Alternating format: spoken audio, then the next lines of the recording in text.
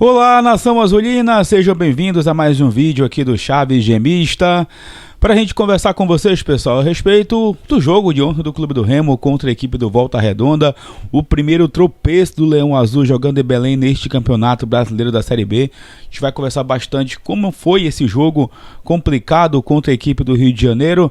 O Remo agora que, claro, já foca no CRB no próximo domingo, fora de casa, neste início ainda de Campeonato Brasileiro, mas já muito disputado da competição. A gente vai conversar também a respeito dos transtornos que aconteceram ontem na entrada, mais uma vez, dos torcedores azulinos, desta vez por um motivo quase que inacreditável. A gente também vai bater esse papo com vocês, falar um pouco também mais dessas escolhas do Daniel Paulista na partida de ontem contra o Volta Redonda.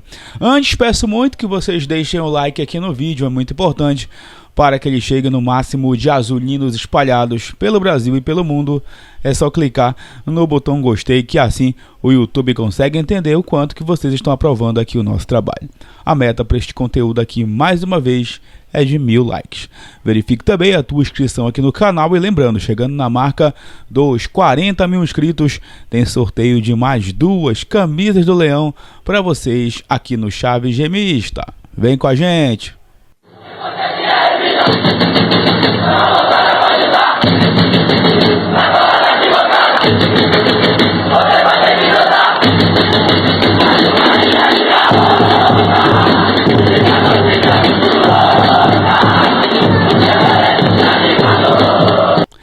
Bom, galera, já vou conversar diretamente com vocês a respeito desse jogo do Clube do Remo ontem contra a equipe do Volta Redonda, mas antes de falar do jogo em si, a gente vai falar dos problemas que aconteceram na entrada dos torcedores mais uma vez no Mangueirão.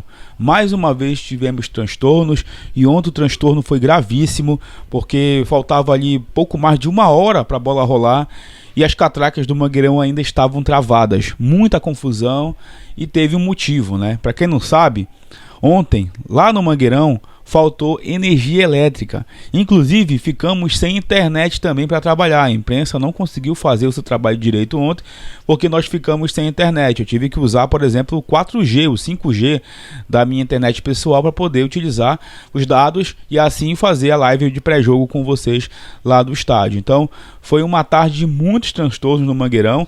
Era um final de semana diferente, né? Um sábado diferente, porque estava tendo evento da Igreja Quadrangular no Mangueirinho praticamente o dia todo. Depois do jogo teve um show lá do Oruan, Missy Pose, né? E teve o jogo do Remo também. Então foi um final de semana que com certeza, na minha opinião, sobrecarregou a carga ali do estádio. E o Mangueirão era, né, pelo menos o que a gente acha, era para ser capaz de suportar tudo isso, já que é um estádio moderno, um estádio que custou milhões aí de reais para ser reformado. E o mais inacreditável, gente, o mais inacreditável é o Mangueirão não ter um suporte de geradores para justamente garantir ali o funcionamento das catracas. Porque assim, gente, se a gente queria receber Copa do Mundo de novo aqui em Belém, que seria a feminina, a gente tinha que fazer o trabalho, né, obviamente, para não passar por isso. Já pensou passar por isso no jogo de Copa do Mundo? No jogo, por exemplo, de Série A, que a gente está sonhando no ano que vem, um Remo contra um time grande lá do eixo, a gente passar por isso nas catracas? Eu, sinceramente, olha, de uma maneira até inocente aqui, eu queria não acreditar, mas eu acho que isso só pode ser de propósito. Isso só pode ser de propósito para alguém ganhar, cara. Não é possível que isso aconteça só nos jogos do Remo e de maneira tão corriqueira, de maneira frequente, porque está se tornando uma coisa já corriqueira que tem muita gente que está normalizando já isso. Tem torcedores que vão para o estádio já sabendo que vão passar por isso. E ontem, mais uma vez, essa palhaçada aconteceu. Inclusive, o Clube do Remo lançou nota sobre isso, a gente vai ler para vocês agora, a respeito de todos esses problemas causados nas catracas do Mangueirão. O Clube do Remo esclarece que na tarde deste sábado, o estádio Mangueirão apresentou queda de energia por diversas vezes, o que afetou diretamente os geradores, fazendo com que eles entrassem em modo de segurança. Sem energia, o acesso dos torcedores ficou comprometido por conta das catracas serem todas eletrônicas. O problema iniciou às 16h28, retornando à sua normalidade às 16h46, com a chegada de uma equipe da concessionária ao local. O Clube do Remo pede desculpas aos seus torcedores pelos transtornos que fugiram dos planos azulinos. Gente, o Remo ele precisa ter uma atitude nos bastidores para resolver isso. O próprio Remo. Porque, gente, o torcedor do Remo, ele é o maior patrimônio do clube. Ele é o consumidor do clube. Se esse torcedor cansar de ir para estádio, quem vai ficar no prejuízo é o clube. Então não tem como mais a gente ter uma terceirização de responsabilidade. A CEL ficar jogando para o Remo ficar jogando para a CEL, os dois ficarem jogando para o governo. Não dá, gente. Não dá. Isso precisa ser resolvido.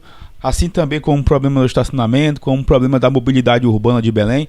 E aqui mais uma vez a gente manda um recado para os vereadores de Belém, principalmente os remistas aí, né, que estão sempre engajados na causa, para que isso seja resolvido. Prefeito de Belém, para a mobilidade urbana, o governador do estado, para esses problemas que acontecem no Mangueirão, alguém tem que ser responsabilizado.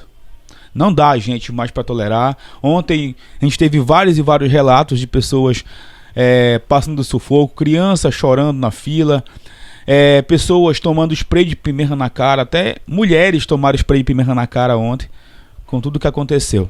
O torcedor ele só quer chegar cedo no estádio, quer acompanhar o time do coração dele e depois ir embora para casa. O torcedor de verdade, né? Aquele que vai para fazer confusão, esse aí eu nem cito. O torcedor de verdade, ele merece respeito.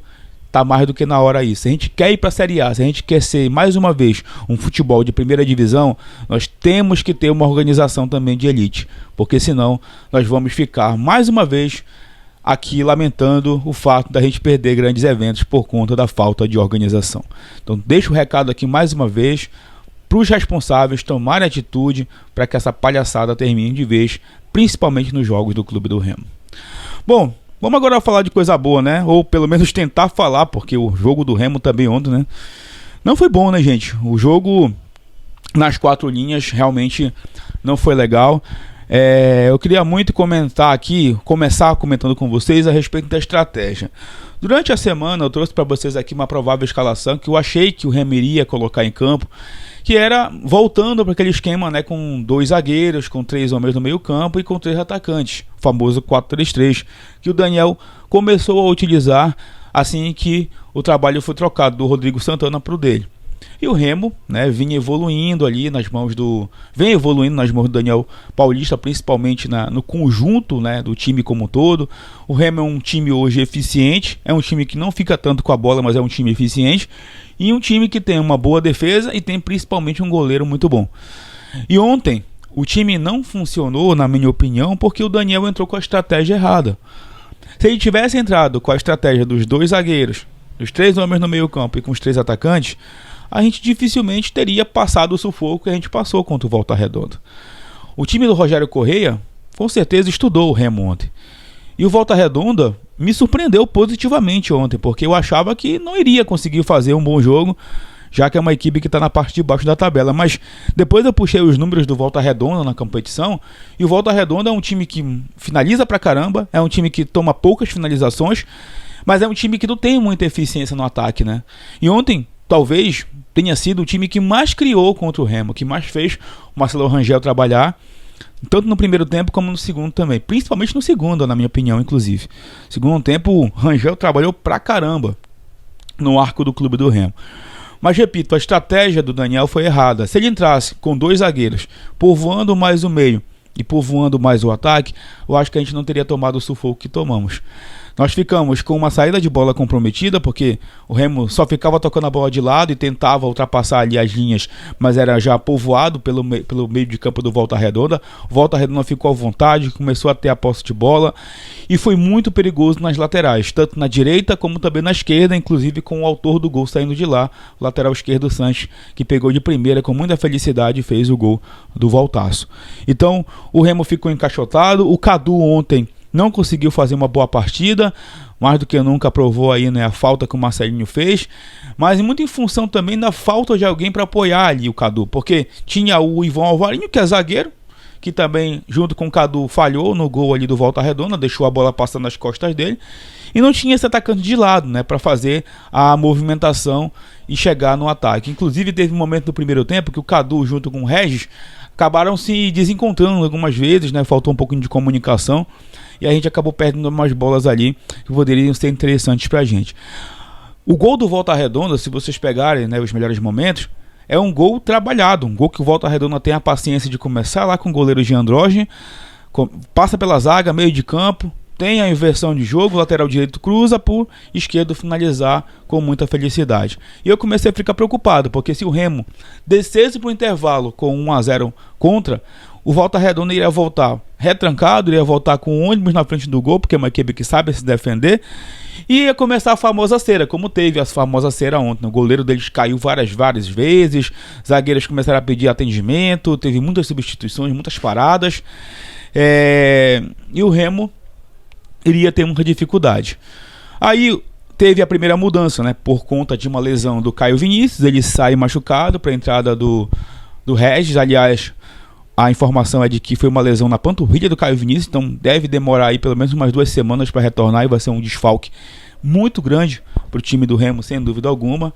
E o Regis entrou e saiu, né, no segundo tempo, mostrando que ele não está 100% ainda. Mas o Regis foi muito importante, principalmente naquele toque de genialidade para o Pedro Rocha, que foi lá e finalizou, empatou o jogo logo em seguida, né? O Remo faz o primeiro gol e logo em seguida ele consegue empatar com o Pedro Rocha, que segue sendo o artilheiro da Série B, desta vez agora com 6 gols na competição. Aí o Remo até pressiona ali em busca do segundo gol, teve uma bola que passou na frente do Pedro Rocha depois de um cruzamento do Sávio, quase o Remo vira a partida no primeiro tempo, e o Remo desce para o intervalo e volta com a mesma formação. E aí também foi o pecado do Daniel Paulista, voltar com a mesma formação no momento que o Remo precisava ter o controle do jogo, o Remo precisava ir em busca da vitória. Eu acho que ali ele errou mais uma vez. Não tinha necessidade dele ter mantido os 3 zagueiros e deixar só o Adailton e o Pedro Rocha na frente. Principalmente pelo meio de campo, que não estava mais conseguindo funcionar com tanta eficiência, né? O Pedro Castro não fez um bom jogo, para mim o Pavani também não fez um bom jogo ontem. O Regis fisicamente já estava abaixo. E ele muda já ali em torno dos 15 minutos, quando o Volta Redonda estava dominando o jogo. O Volta Redonda já estava perigoso, já estava finalizando pra caramba novamente, estava cercando a área do Remo. Aí ele vai e decide mudar. Ele põe o Viseu, põe o outro atacante, meu Deus, que ele colocou o Janderson, né? Coloca o Janderson e também coloca o Luan Martins, que para mim entrou muito bem no jogo ontem, inclusive sendo perigoso ali pelas descidas pelo lado direito. O Janderson claramente retornando aí, né? Da lesão, até fiquei preocupado para saber se ele sentiu novamente ali, chegou a colocar a mão na coxa, tomara que não seja nada grave. E o Viseu, sendo o Viseu, né? Um cara que não conseguiu ali funcionar como centroavante. Ontem, para mim, nem taticamente ele conseguiu ajudar o Remo. Muito mal entrou o Viseu. Aliás, nem é mais o 33, agora é o camisa 9 do Remo, né? Foi muito abaixo mais uma vez. O Sávio tentando pelo lado esquerdo. O Remo, eu achei o Remo muito penso ontem, porque pela direita o time não conseguia funcionar pela falta que fazia ali o Marcelinho. Então o Remo caía muito pelo lado esquerdo com o Pedro Rocha e Sávio. E o Remo ia acumulando as chances perdidas ali, em bola parada principalmente, né? E o Volta Redonda sendo perigoso. E quando o teu melhor jogador é o teu goleiro, aí é um sinal de alerta, é um sinal de que realmente o time do Remo deu muito espaço para o adversário e foi uma equipe muito reativa. Se a gente puxar pela memória os jogos do Remo aqui em Belém, ele venceu muito bem, merecidamente, o América Mineiro. O América sendo perigoso, mas o Remo foi muito eficiente e ganhou a partida merecidamente. Venceu o Coritiba num primeiro tempo que o Coritiba mandou no jogo, mas o Remo também foi eficiente quando corrigiu ali o problema no meio campo. Venceu o Amazonas também de maneira eficiente, mas o Amazonas dificultando bastante o nosso jogo. Poderia ter feito o segundo gol ali que a arbitragem anulou.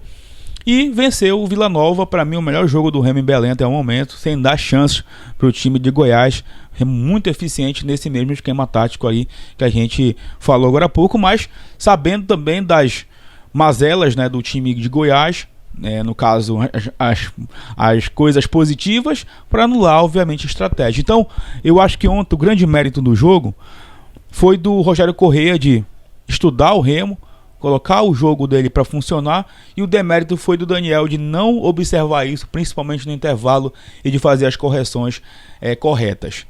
A campanha do Remo segue sendo muito boa, né, acima da expectativa de quem estava aqui sonhando, né, com o início da Série B, porque a gente estava muito preocupado com o que o Remo estava desenvolvendo. Nós tivemos 2 pontos perdidos lá em Araraquara na estreia, que poderia já estar mais na nossa tabela. Roubaram 2 pontos do Remo lá contra o Atlético Goianiense, mas ontem o Remo perdeu 2 pontos. Ele perdeu 2 pontos com esse empate jogando em Belém, porque o Volta Redonda não vai fazer o campeonato que a gente vai fazer. Apesar da boa vontade do Rogério Corrêa, o Volta Redonda vai lutar contra o rebaixamento, porque não tem dinheiro para contratar, não tem um poder aquisitivo tão bom assim, e o elenco dos caras é limitado. É um time bem treinado, mas é limitado. Então, o Volta Redonda vai lutar contra o rebaixamento. O Remo, na minha opinião, ele vai seguir fazendo um campeonato tranquilo da Série B, porque nós temos um bom time, nós temos um bom treinador, que claro, com certeza ontem foi dormir, né, com a cabeça no travesseiro, pensando nas suas escolhas. E aí, que tal o X da questão? É aprender com esses erros e seguir evoluindo o time no Campeonato Brasileiro. Inclusive, ontem na coletiva eu perguntei para ele: por que o Remo não tem tanta posse de bola? O que você pode fazer, né, para o Remo ter um pouco mais de posse de bola? Ele falou muito de estratégia em cima do adversário também, mas se a gente quer um sucesso maior na Série B, se a gente quer ir para a Série A, por exemplo, a gente precisa ter um jogo mais ativo, na minha opinião, ficar um pouco mais com essa posse de bola e não deixar o adversário tão à vontade, porque teremos jogos que o Rangel não vai conseguir fazer milagre, teremos jogos também que o Pedro Rocha não vai conseguir fazer os gols. E aí? Quem é que vai resolver pra gente? Como é que a gente vai ficar? Ontem, se o futebol fosse realmente justo, o Volta Redonda merecia sair com a vitória, né? O Marcelo Rangel salvou a gente ontem. Então é uma atuação pra gente refletir, pra gente ficar em alerta de que o Campeonato Brasileiro é muito difícil. Na teoria, esse jogo de ontem era o mais fácil do mês de maio. Acabou sendo o mais complicado, né? O Volta Redonda jogou muita bola, mas muito em função também das escolhas que o Remo acabou tomando durante o jogo através do seu treinador. Agora, o foco é no CRB. Este time aí do Daniel Paulista vai ter esse reencontro. O CRB que está bem na tabela. Aliás, o Remo pode sair do G4 nessa rodada, porque o próprio CRB ainda joga, o Cuiabá ainda joga. O Avaí venceu ontem, já ultrapassou o Remo, se eu não me engano, na tabela de classificação. Então, já é, claro, um sinal de alerta ligado, porque os times estão vencendo. E da feita que você não vence em casa, você perde pontos e você perde fôlego na rodada. Então, é uma rodada para o Remo secar os adversários, mas é um final de semana, uma semana para trabalhar, para no próximo final de semana a gente ir a Maceió e tirar pontos do CRB lá dentro, porque é um confronto direto. Vai ser difícil, mas é um confronto direto que vale, obviamente, as primeiras colocações da Série B do Campeonato Brasileiro. E vocês aí, eu quero muito que vocês comentem, né? O Remo que está no mercado, vai em busca de contratações para fortalecer esse elenco cada vez mais, porque a gente precisa também ter um banco de reservas qualificado. A Série B é um campeonato longo, já começaram a aparecer as suspensões, as lesões, então a gente precisa ter um elenco qualificado, beleza? Deixa aí teu comentário sobre o jogo de ontem, é muito importante, sobre também os problemas do Mangueirão, sempre importante ouvir vocês.